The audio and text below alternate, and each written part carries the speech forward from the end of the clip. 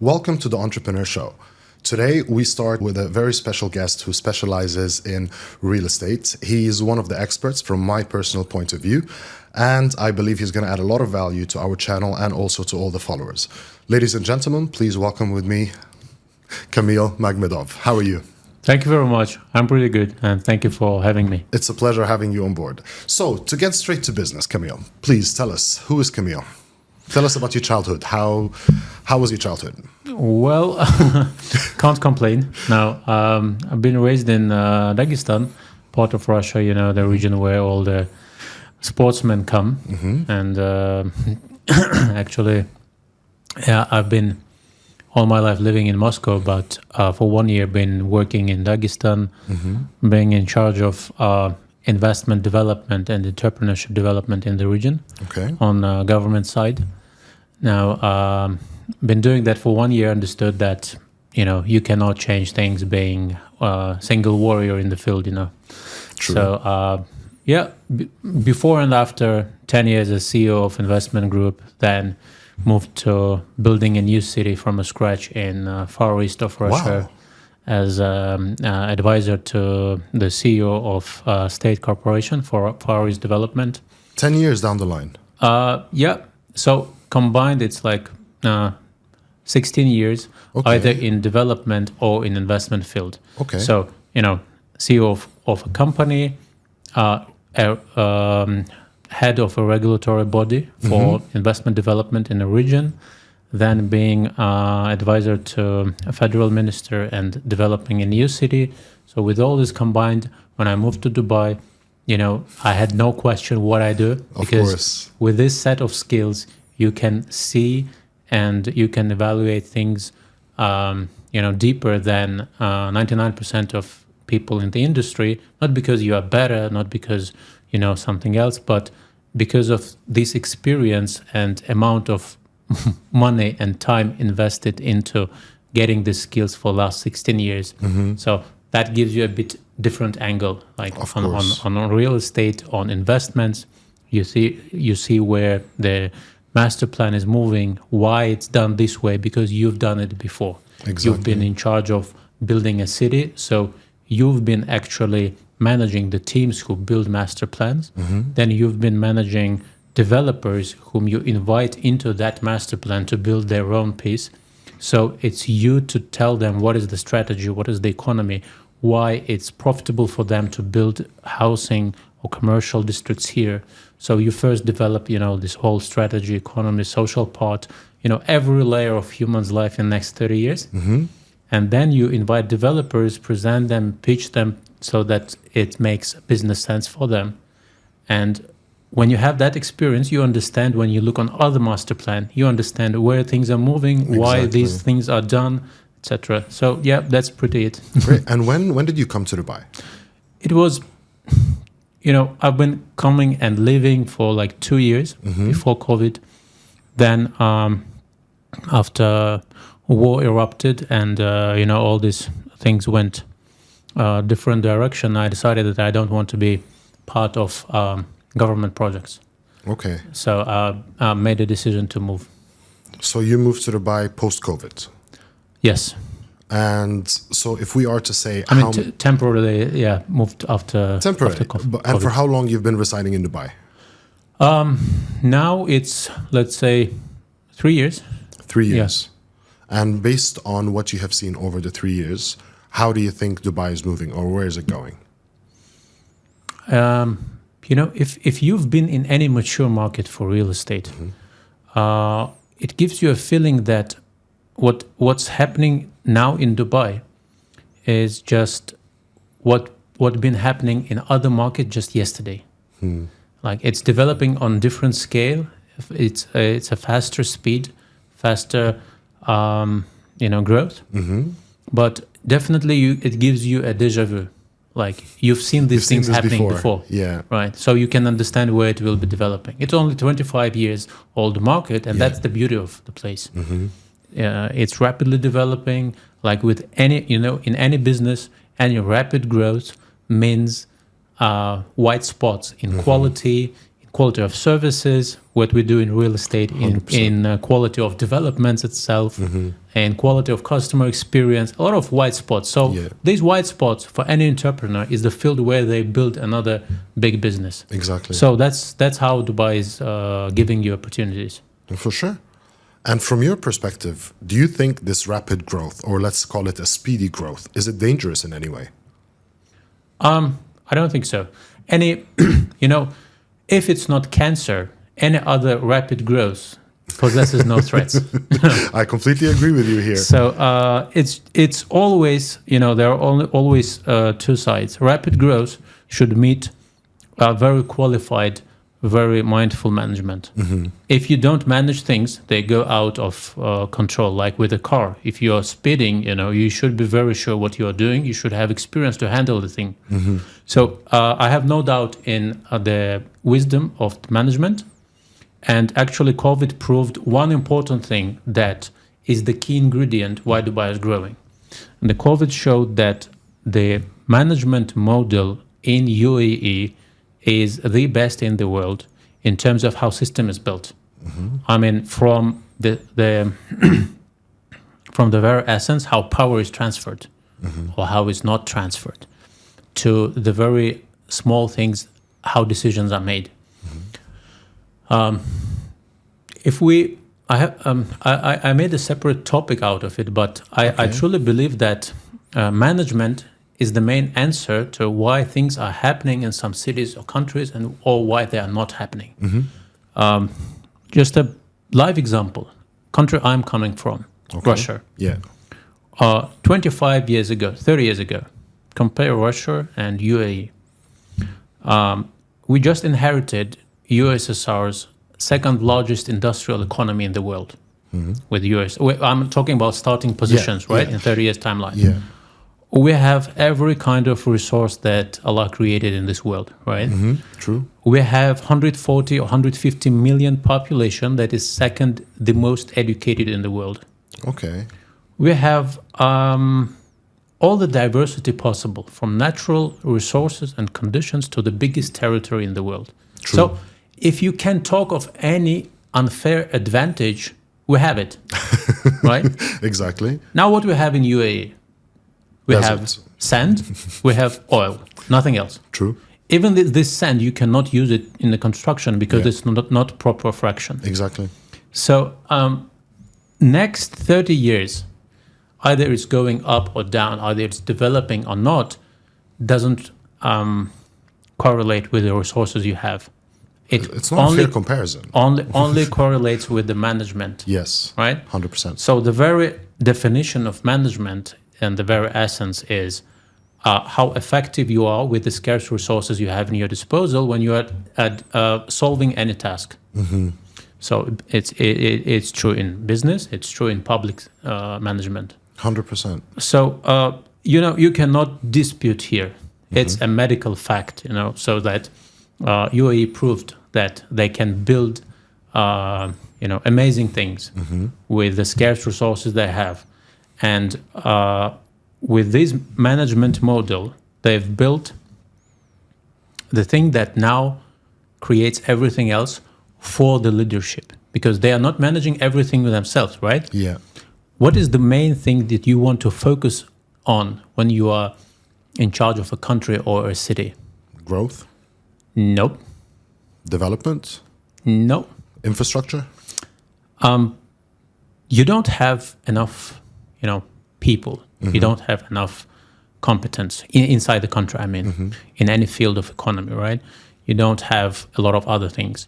So if you create, let's call it environment, that attracts people, resources, money, technology, etc., so that this environment is a kind of artificial body that does the work, all the remaining work. Because if you go for separate, it's like a bunch of grape. Yeah. If you go for separate grains, you cannot build the whole thing. True. So you build the main string that holds everything, and its environment, legal, business environment, taxation system, regulatory system. So you build the system that does the rest of the work. True. So this environment attracts people. it's 2 years since I'm in Dubai. I never met anyone from public service that should be interacting with me, Yeah. right? No one called me, said, hey, Camille, don't you want to come to UAE? Nobody met me in the airport saying, oh, what is your profile? Okay, you should be doing real estate. No. There is an environment that attracts people, yeah. then navigates them into the clusters where their competence is demanded. So when you are a leader, you create this environment and it does the remaining work.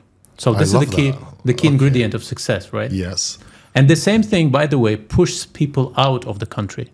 That's what's happening in UK, in Europe, in Russia, in many other countries, 89 countries where people are coming from to UAE. Absolutely. So the systems are broke there and they're pushing people out. Some of the wealthiest, some of the people with the best competence. And another system that we have in UAE is a kind of filtration. They definitely want to get out of this massive interest. They definitely want to get those people who create the most added value. Of course. In any industry. Of course. Teachers, doctors, engineers, entrepreneurs, etc. Yeah, they're offering them golden visas. They're offering them a lot of benefits to come and reside here in Dubai. Since COVID time, they were actually giving to any doctor who wants to move to Dubai, they're giving them golden visa for them and their family, providing like an environment for them to come and settle down here, compensating them in a better way than they're being compensated back home. Yeah, but correct. we had a lot of people move in for that. So True. Okay, now I'm starting to understand this from you, by the way, and this is the first time I actually look at it this way. Thank you for opening my eyes to it. My pleasure. But now, recently, I've also been trying to focus a lot on the 2040 vision to understand where the city is heading. And listening to this from you right now, it kind of links in my brain. I kind of see both things just coming together. So how do you think the 2040 vision is coming along with the 2033 agenda in order to make sure that this plan is happening? Again, because of this key ingredient, because of the model of management, UAE and Dubai are capable of building long-term plans. In any other country, whoever is in charge of the country or of a city, his horizon is 4 years, the election cycle. And all his efforts and resources and attention is on how to hold on power. Yeah. And enormous amount of money and energy is spent on that simple task. So if he has any amount of time left, then he thinks of doing something for people, right? True. So this model has proven to be, not effective. A fail. Basically. Yeah, a fail. So now if we go back to UAE, we don't have this part of the game. Yeah. We know who is ruler here in Dubai. We know who will be after him. And we know who will be after him, right? True. So we have 100 years horizon. Now, if current ruler, His Highness Sheikh Mohammed, understands that the next ruler is his son, his decision making has such a long vision, right? He can build and invest into things that he will not benefit from. He will not see the results of that thing. His son, his grandchildren will see, and his people will see. Yes. So there is no such luxury in any other country where you don't have monarchy or where you don't have this kind of management. True. Now, getting back to vision, being part of government decision making back in Russia, believe me, I've seen a lot of strategies. Okay. They can be declaring goals for next 10 years, for next 5 years, for next 20 years, but the strategies are changed every year. Okay, I get it. Because strategy should be in line with current interests of a man in power of that sector, or of that city, or of that country. That's why these strategies are constantly changed, and here strategies are executed. Got you. Because there is no waste of resources and time here on a question of power distribution and resources distribution. That's why Vision 2040 and economic agenda, they are true. They are not made just on paper. You can rely on them when you are planning your investment. So if you are coming from any country, you want to invest $1 million, $2 million, $10 million, you can rely on that papers because they will be executed. They did these papers for themselves, for their people and their generation and their family, actually, right? Yes. Why would they deceive themselves? True. They have no interest in doing that. Back in any other country, these papers are done just to accumulate resources, then to steal them or rip them apart. Exactly. And then to rewrite the strategy. That's true. That's a fact. Right. That's so a fact. Whatever goals you have in 2040 and in D33 agenda, they truly make effort on achieving them. And I have no doubt that they will be achieved because it's not the first strategy that UAE adopts and achieves 100% execution on that. True. Okay, now I have a few questions I would like to ask you before continuing this. And these are usually objections that I hear a lot in the real estate market. So a lot of people would ask and say, the market is growing so fast, it's definitely going to crash at a certain point. The prices are so high right now. What's your response to that? A bubble. Exactly. Yeah, a bubble, it's gonna crash, etc. And regardless of how much you explain to them the UBS reports, no matter how much you try to inform them about that, even the UBS reports, the global index is informing you that no, Dubai is a safe country, they still don't believe in it. Well, actually, I don't need UBS report to see things if I'm in investment field. You know, there is different qualification of investors also. Those who are coming from institutional bodies that invest money and that they have the proper background and school. They understand that currently, yes, a city is growing rapidly, but there are no cycles. They don't exist in Dubai. Exactly, not yet. Because it's 25 years old. There is no inherited fund of properties, right? So whatever is built is consumed today. Yes.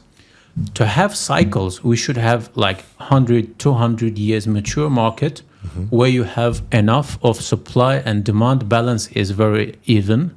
And you know, there are some fluctuations. There is an even line and there are some fluctuations. And, you know, you can predict any bubbles or, you know, ups and downs based on a referral line. Yeah.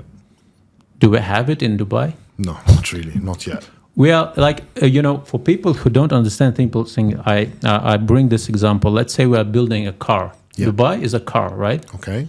And the growth and the returns in real estate are measured somehow. Let's say like speed of a car. Okay. So we have a frame of a car. What is the speed? 0, right? 0, yeah. Now we add wheels and we try to push it. Okay, it's 5 kilometers per hour. Yeah. Now we add some engine, but we don't have gearbox. It's 4 kilometers per hour. Now we have gearbox, then we add something else, etc., etc.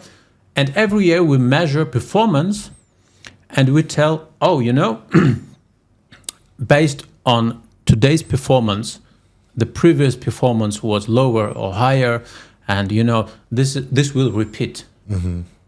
But we are building a car, it's not a mature product. Exactly. How it can be going with the same speed tomorrow with engine and gearbox compared to pushing it manually yesterday. Exactly.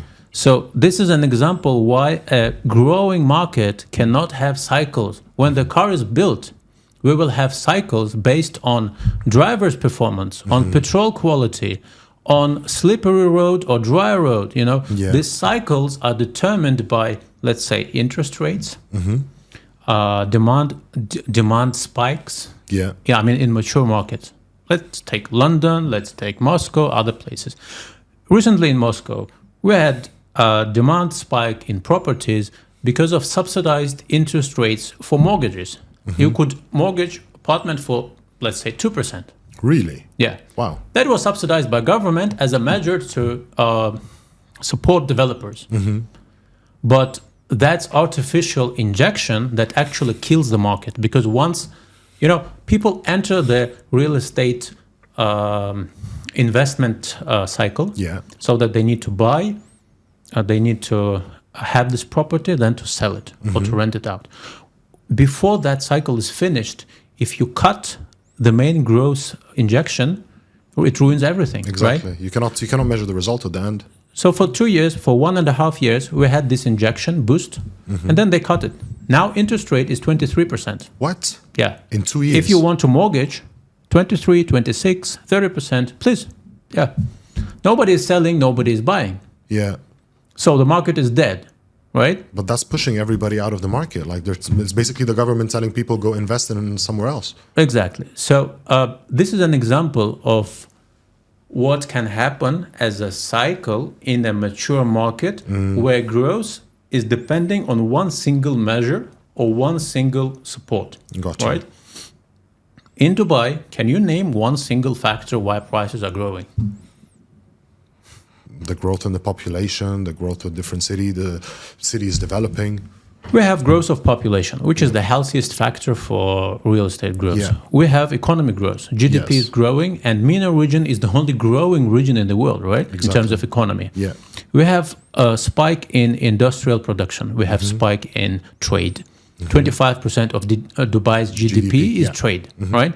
And only less than 1% is oil and oil refinery. Yeah. So we have sectors like finance, trade. We have what else? And just not to make mistakes, you know. Then in comments, all these guys come, you were not accurate. That figure was 0.1%, not true. No, well, let's ignore those aside. Yeah. So there were a number of reasons.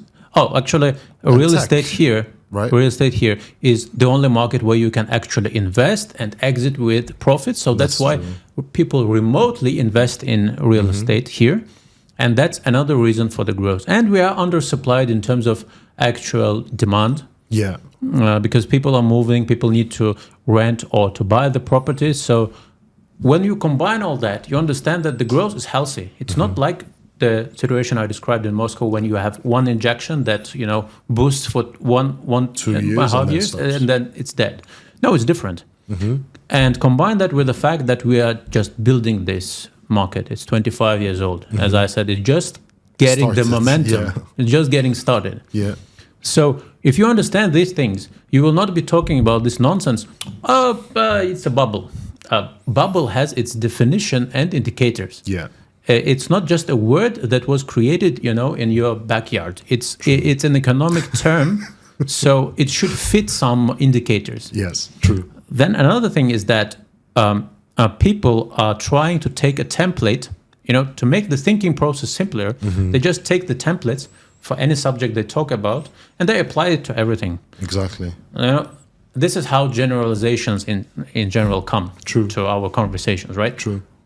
Growing fast? Means bubble. Yeah. Yeah. So, do you have any other? Do you have any other ideas why something can be growing? Like any other scenarios in the world? No. Yeah. Only bubble. So Exactly. that's the kind of nonsense we have all around, and it's because not all the investors they are coming from investment background. It can be a doctor, it can be a teacher, it can be a businessman from any country where they invest in Dubai. They don't have enough time to invest into, understanding all this. What is the cycle actually? Yeah. What is the growing points for Dubai, etc. So to make things simpler, they just try to find any info on the internet and whether it's the right time to invest or not. Okay, it's rapidly growing. Maybe it's dangerous, etc. There. The reason behind these questions is they try to understand if it's safe and if it's a proper time to enter the market. Yeah. So that's why all these speculations arise.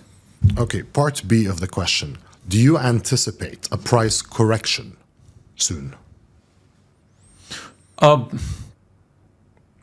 Why? Why not?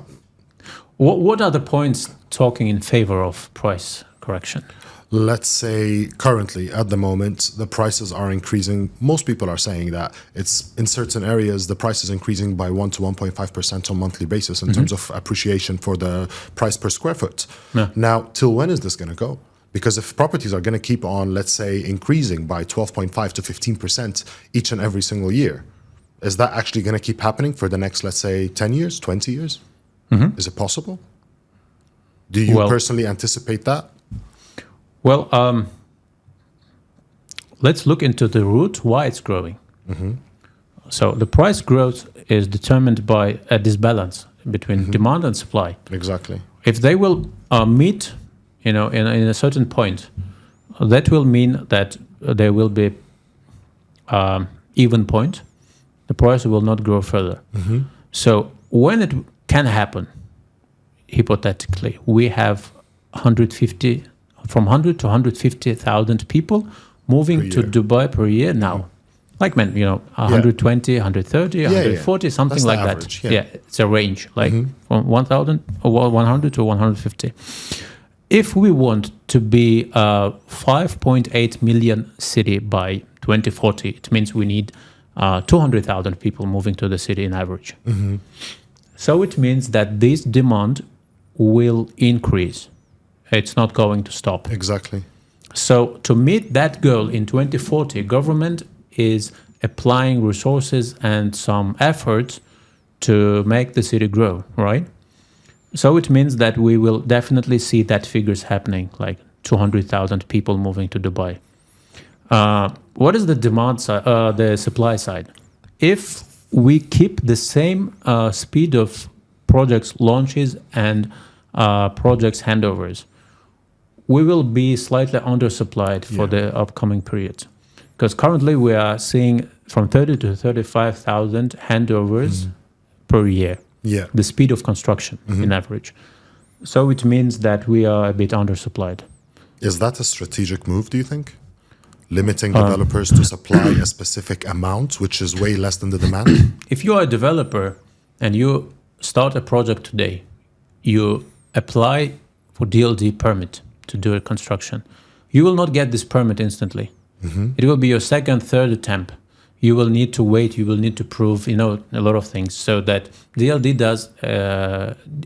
actually did a good job on and homework on mistakes of previous periods. Like in 2008, everyone is referring to that period. Like, prices dropped in 2008. Yes, but they dropped worldwide, not in Dubai. Exactly. That was not Dubai's problem. It was global, yeah.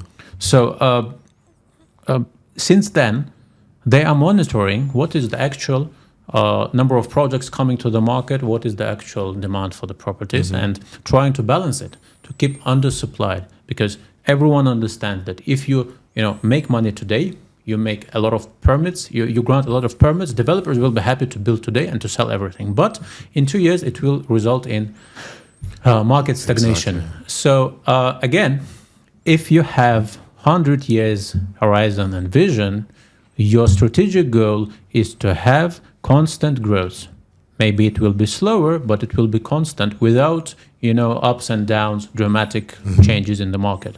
So that's why even if it's not profitable now to, hold the growth, but it profits you in the long run. So that's why the permits for the construction are given accordingly.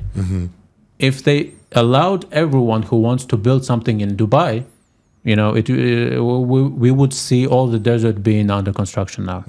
Because for the developer, his interests are, 2.5 years horizon.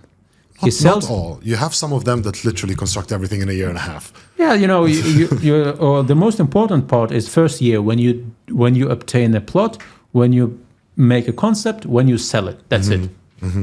True. His business is done at that point. Now he needs to deliver, right? Yeah. So his horizon is 1.5 years. So that's why management and regulatory body has 100 years horizon and goals. They need to keep these guys in a frame where the developers don't hurt the market, don't hurt Dubai. Okay. So that's the answer. Or is demand somehow, or is supply somehow managed? Yes, it is. It is 100%. Dubai is a corporation model, right? They don't want one part of corporation to hurt another one. True. Imagine that real estate is just one sector. If there are problems in real estate, what happens to banks? What happens to commercial real estate? What happens to offices? Everything will be affected, right? So of course they will have a tight grip on what's happening in this industry. Wow. Okay, that's good. So that's good to understand. Yeah. A lot of people don't really understand that, and I've been speaking to a lot of people in the real estate industry, and not a lot of people understand how this works. Well, if we return to your question, like do we anticipate price correction? Dubai is not an even market. There are areas like JVC, right? And there are areas like Expo. Yeah. In Expo, you have zero supply. Yes. Literally, no available properties at all for short-term rentals. For to buy anything, you cannot. There is only one piece of land where Dubai World Trade Center built staff accommodation. It's not for sale. It's only you can rent it long term. Yeah. So it's not for short-term rental. Yeah. So this part is out of the game. Exactly. You have zero supply, and it's the first case in Dubai where you have a huge demand now today. 4,000 people already sitting in offices. Exactly. And this number will grow up to 36 or 40,000 employees in the next 5 years sitting in offices around. You have the World Trade Center moving next year or 26 to Expo. To Expo. Yeah. Wow. And by 26 or beginning of 27, you will still have zero supply of properties.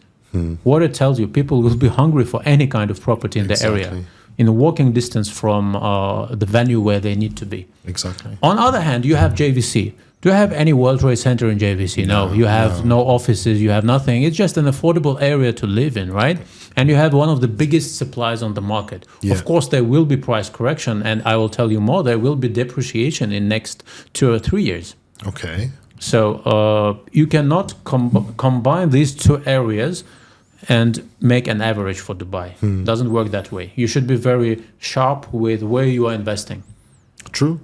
Do you think what they're doing with Expo City is exactly what they did with Dubai as a city 10 years ago? Because I understand now it has the biggest exhibition center. They're starting to attract large corporations such as Nestle, such as Siemens, such as IKEA. So they're inviting a lot of corporations. They're creating a city within the city. Yeah, that's true. That's true. So where do you think this is going? First of all, again, we're in every question I answer, I'm going back to the main ingredient of success into management model, right? Exactly. So when His Highness Sheikh Mohammed was involved into something in Dubai, the biggest returns for investors happened there, right? Because actually there is a lot of nonsense in the market. There are people still claiming that Dubai Creek Harbor is the next downtown. What? Well, I wanted to understand where did this nonsense come from, and it turned out that Emar's narrative was that they will build Creek Harbor with understanding the weak sides of downtown, so that they make a better version of a community that looks like downtown. They never claimed that it will be new downtown, because it's not, with all due respect, it's not to developer to decide where the downtown will be in this city. Exactly. It's not their competence, right? And then these army of agents that have no idea what they're talking about, they took this narrative and made it, into a completely different thing, stating that, Creek Harbor is the new downtown. Yeah. Guys, downtown is a place in any city where people do business, where the business activity is concentrated. That's the definition of downtown. Exactly. So when downtown was created, but by the way, nobody remembers that before Burj Khalifa and Dubai Mall and the whole area, downtown was in Dera. Yeah. Right? Yeah. Business was done there. It was the center of, and still Dubai's government is sitting in Dera. Yeah. The public bodies, the in front of municipality. the creek. Yeah, right? I know the area. Yeah, that's true. 100%. Does anyone remember that was downtown? No. So on a young market like Dubai, like a child, it's developing, and things can move. Things can change. You cannot create new downtown, let's say in New York. Of course, yeah. But in Dubai, you can. So getting back to the vision and to the management model, as far as I know, His Highness was involved in creating downtown. It was his vision and his idea and his personal attention, focus, and resources, right? Yeah. So thanks to that, downtown and Burj Khalifa was created. Emar was executing. Yeah. Now, second time when he was personally involved, it was, his passion, his vision. It was Palm Jumeirah, Yes. right? Yeah. What is the third project where he's personally involved? He has a vision, he has a strategy for the area, where Dubai's government itself is developing the area, and only Dubai government is allowed to build inside that area. Expo City. Yeah, Right? that answers the question. So now another thing is that if you look at master plan, and if you want to understand where it's moving, you have some problems, existing problems in Dubai, like in any other city. They might relate to traffic, to use cases, to groups of users of the city. So what we have in Dubai is a hyper concentration of activities around downtown. You know this in terms of traffic, crowds on the streets, etc. If you break it down, there are three groups of users of downtown. These are tourists coming for sightseeing and shopping. There are business people coming for events. I mean, there are business tourists coming for events, for short business stays. There are people who do business in downtown, who sit in offices.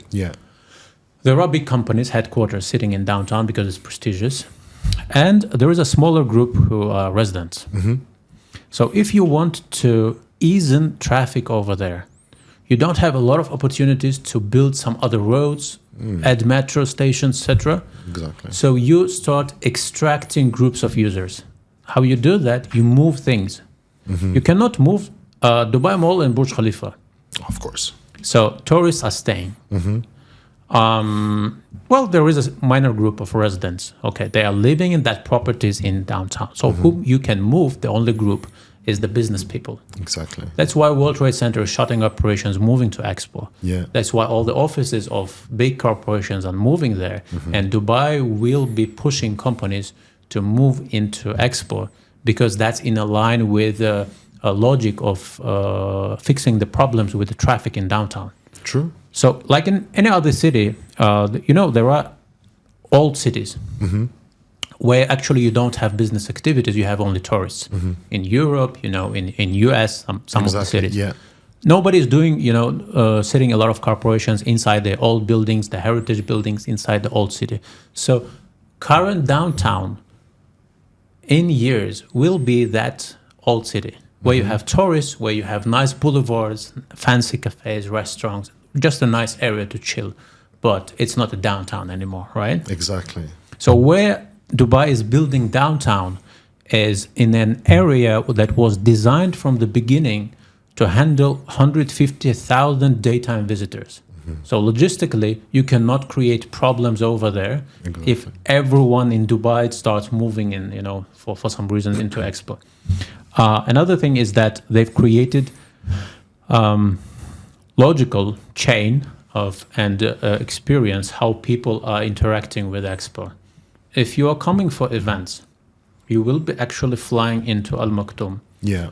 You will be hopping on a train. In 4 minutes, you are not near, but you are inside the exhibition center. The metro is coming inside the exhibition center. Yeah.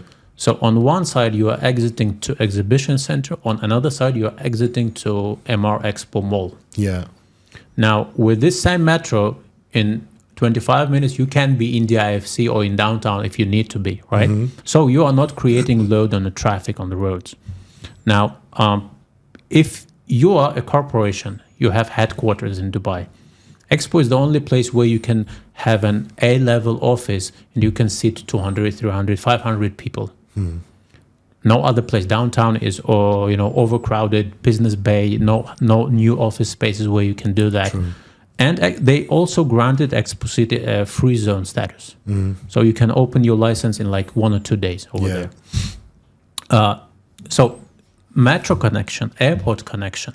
Then you have a railroad from Abu Dhabi to Dubai going right behind the Expo City. When that's developed, I think that speed train, one of the stops, will be connected to metro or connected to the road that takes you to Expo City. Yeah. So that's why I think that they will be pushing and moving all the business activities into Expo City because that area is ready for traffic, for people who want to stay in the area because they on the same side they are building it as a sustainable community with beautiful greenery, with nice places to reside with family. So they do their work on previous mistakes and improve with each other area being introduced. So they don't want to have the same mistakes that were done in downtown. Yeah. So you will have, for this one particular group of users of downtown, you will have a separate area. You don't mix it with tourists. You don't mix it with residents that just stay in Dubai. Exactly. So it makes perfect sense in terms of how Dubai should be developing. And in your own opinion, the safest real estate investment at the moment, in which area exactly? Well, we've already answered that question. Historically in Dubai, if you are investing together with government in a government-backed developer, everyone's talking like Emaar is a government developer. Emaar has a share of government. It's a public company. Yeah.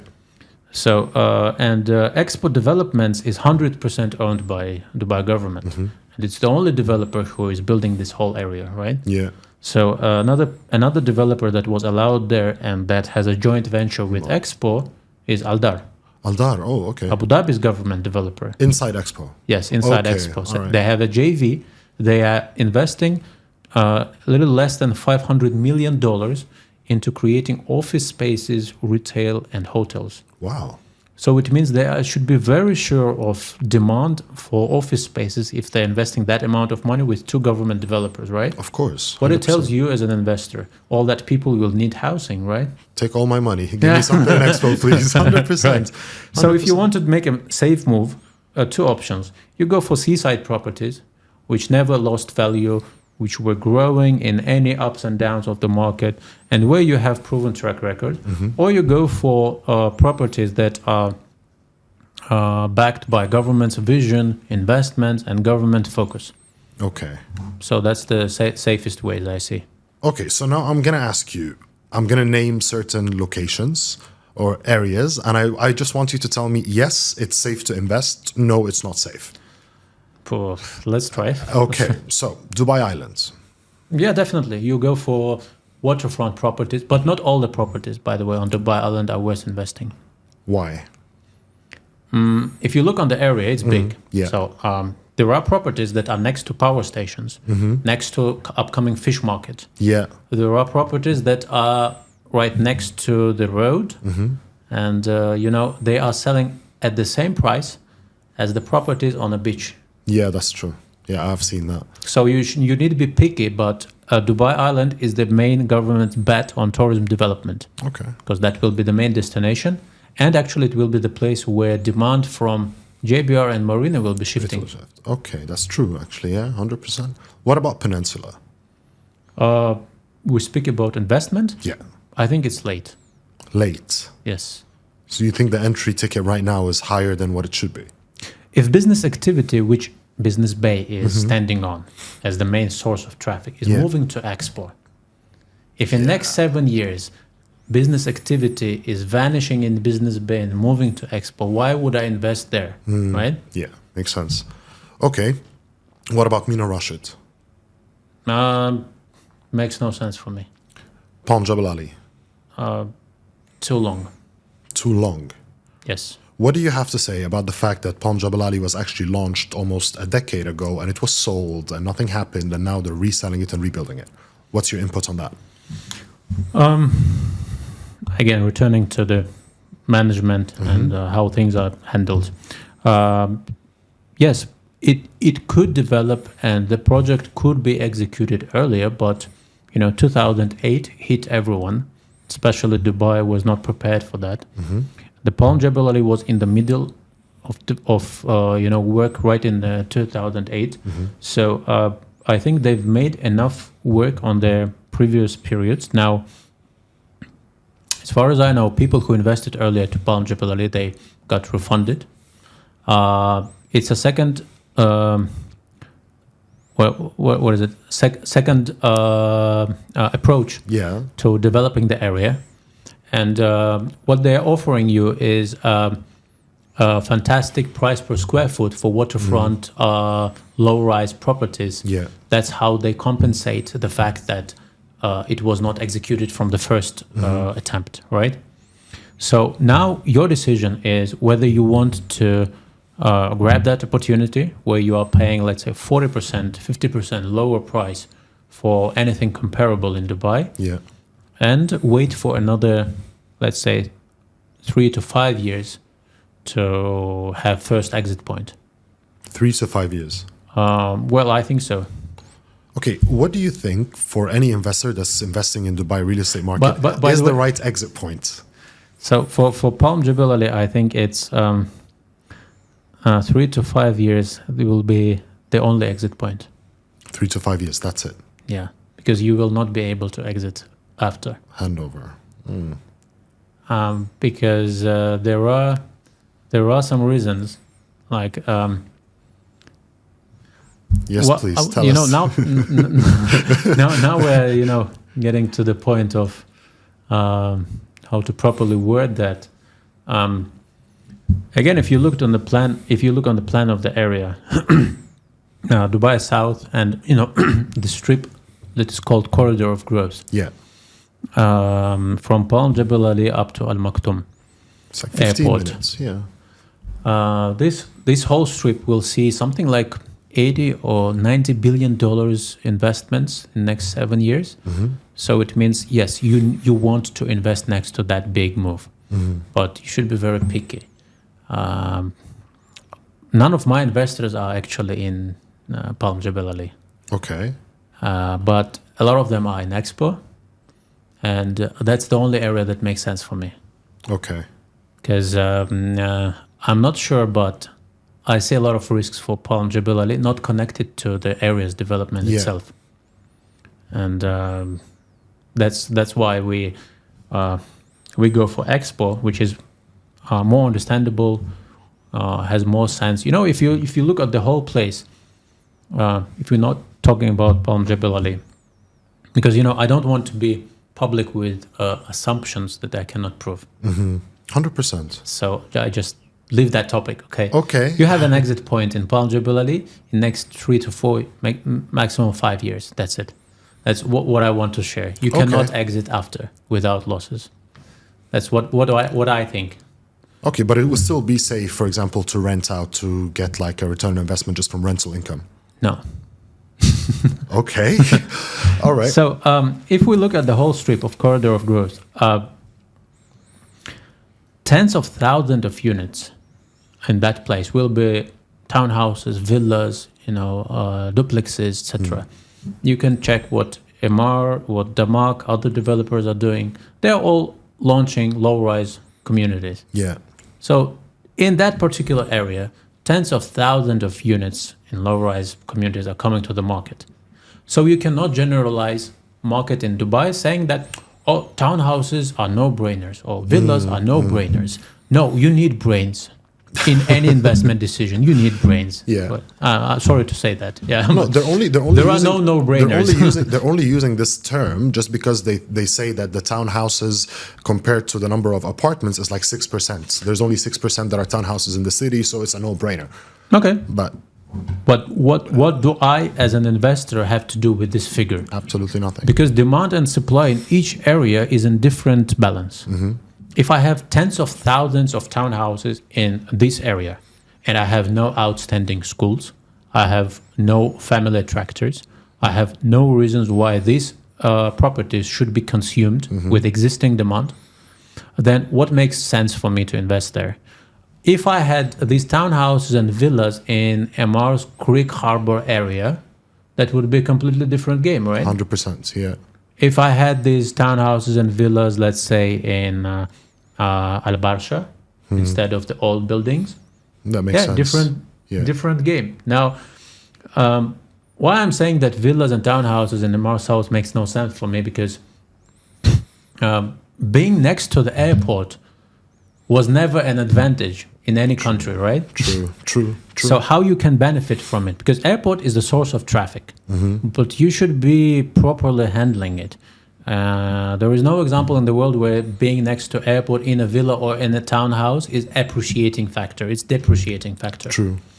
The traffic from the airport doesn't connect with low-rise communities. The transit passengers, the workers of the airport, they don't need villas. What they need is Airbnb properties. Where are Airbnb properties in the whole Dubai South? Where are apartments buildings? Expo.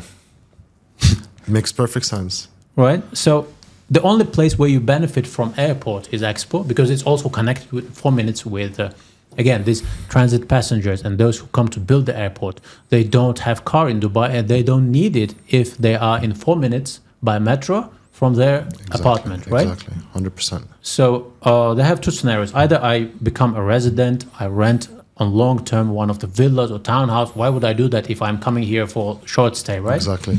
Or they have Airbnb units in Expo. By the way, I will be renting them out on with a higher rate than in Dubai Marina.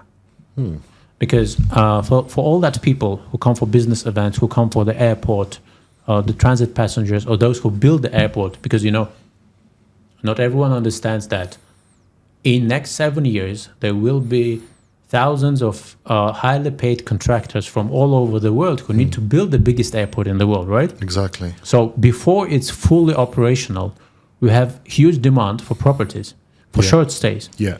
So he has two options. He needs to be in the airport. It's his job, right? In 4 minutes, he's in Expo, or in 15 minutes, he's in Marina. True. If I'm renting out at the same rate like in Marina, in Expo, does it make sense for him to rent in Marina? No, not really. If he needs to be in exhibition center, True. in 600 meters is his apartment for, that he can get on Airbnb in Expo. And in 15 minutes travel is Marina. So if I charge a bit more than in Marina, it You're still more makes convenient. sense. Yeah, it's more convenient, 100%. But my entrance point now is 2 million dirhams with 30% post payment for the next 2 years, right? So I'm investing 1.4. Expo City. Yeah. There we go. All right. Makes perfect sense. Okay, I think this brings us to an end. However, before we end it, I would like you to give us 2 pieces of advice. So the first piece of advice is, what advice do you have to give for people looking to enter the real estate market, people who want to be brokers? We have a lot of people who are joining Dubai now. They're all moving in here. They want to start their real estate journey. They want to become a broker. What's your advice to them? Well, I can share only my experience. If there are 60,000 people doing real estate in Dubai, you should first identify what you are good at. Then you should understand what you will not be doing. It's important to cut off what you are not good at. For example, for me personally, I cannot do realtor's work. I cannot find, a proper home for my client. But what I'm good at is figures. If someone wants to invest and he doesn't really care for properties, that's my field. That's where I have competence. But if someone wants to choose a property for personal use, like he likes the size of the kitchen or not, the colors, the layouts, I'm not good at it because it's an emotional decision and I cannot help with this. I cannot handle this subject. So find what you are good at. Go deep into that. Become a go-to guy in one of the dimensions. Because real estate has a lot of dimensions, right? One of the easiest ways to be an area specialist, it's okay. But it's not the only way. You can be specialist in some kind of properties, in some kind of users. Let's say you are the best guy for renting properties to single Europeans coming to short-term stays in Dubai. No one does that. So you should have something that allows you to stand out. So find your niche that makes you shine, basically. Right. And then you will be the only guy in that niche. True. I'm going to personally take this piece of advice. All right. And the last piece of advice that we need from you is, what advice do you give investors that are coming to Dubai? Well, you are an expert in your field. We all know that. So Yeah. based on your expertise, what advice would you give to investors? I'm not talking about big investors that are coming in with over $1 million. I'm talking about investors that want to come at an entry point, let's say invest starting $500,000. What do you advise them? my advice is to be careful whose advice you take to make investment decisions. whoever is advising you, ask him, what is your relevant background? If you're giving me advice on how to manage my $500,000 or $1 million, what you did before giving me this advice? What is your relevant background? What is your qualified opinion standing on? So if you have a guy who has a proven track record of managing people's money, you can rely on that advice. But if not, be careful, like you don't approach the doctor. Like if I put white clothes today and I give you advice how to treat some, disease, it's the same quality of advice as if someone who joined yesterday real estate, now he's advising on investment. So be careful with the advice you are relying on when you are making investment moves. Absolutely. Camille, thank you so much. It's been a pleasure having you on board. My pleasure. Thank you so for much. this conversation. Thank you. Pleasure.